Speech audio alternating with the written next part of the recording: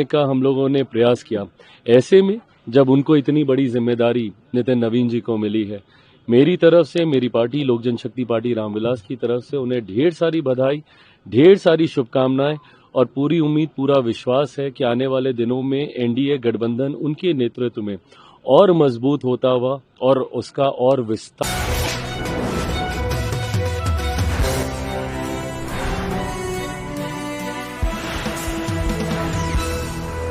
देखिए, Bharatiya Janata party NDA गठबंधन का न सिर्फ प्रमुख दल है, बल्कि भारतीय जनता पार्टी ने अपने नेतृत्व में प्रधानमंत्री जी का हमेशा ये प्रयास रहा है कि किस तरीके से गठबंधन एकजुटता के साथ मजबूती से आगे बढ़े, और इसी का ही परिणाम है जिस तरीके का रिजल्ट, जिस तरीके का जनादेश बिहार विधानसभा चुनाव में देखने को मिला।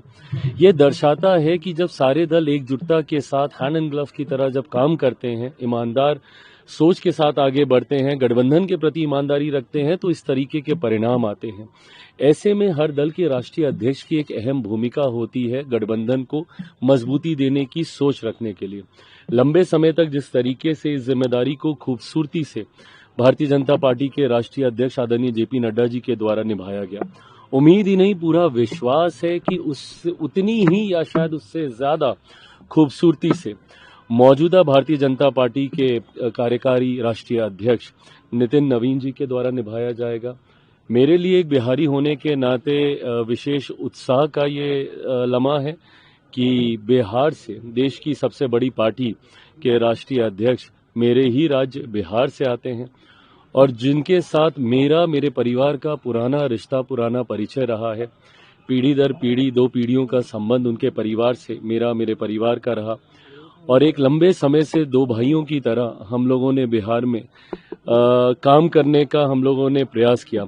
ऐसे में जब उनको इतनी बड़ी जिम्मेदारी नितिन नवीन जी को मिली है, मेरी तरफ से, मेरी पार्टी लोक जनशक्ति पार्टी रामविलास की तरफ से उन्हें ढेर सारी बधाई, ढेर सारी शुभकामनाएं और पूरी उम्मीद, पूरा विश्वास है कि आने वाले दिनों में एनडीए गठबंधन उनके नेतृत्व में और मजबूत होता हुआ और उसका और विस्तार होता हुआ हम लोग जरूर देखेंगे। युवा विहारी नितिन नवीन भी बने हैं पार्टी के राष्ट्रीय कार्यकारी। बिल्कुल, ये युवा विहारी चिराग पासवान हैं बिहार में, कैसे जुड़ी चलेगी?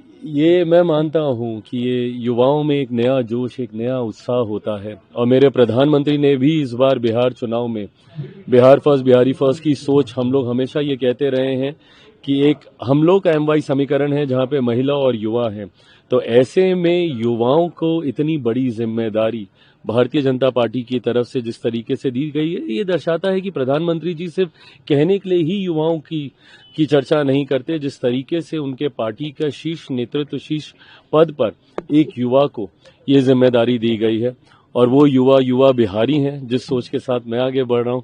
तो ऐसे में जैसा मैंने कहा कि मेरे लिए, मेरी पार्टी के लिए भी ये एक खास लम्हा है, और यकीनन एनडीए के लिए ये एक और ज्यादा उत्साह की बात है कि एक युवा को ये जिम्मेदारी दी गई। एक छोटा सा सवाल सर, एक यूआई जो है सीवियर कैटेगरी में है नई दिल्ली में, इसको लेकर के समाजवादी पार्टी सांसद आर.के. चौधरी का बेतुका बयान आया। वो कह रहे हैं कि जो लाशें जलाई जा रही हैं उसकी वजह से एयर पॉल्यूशन बढ़ रहा है।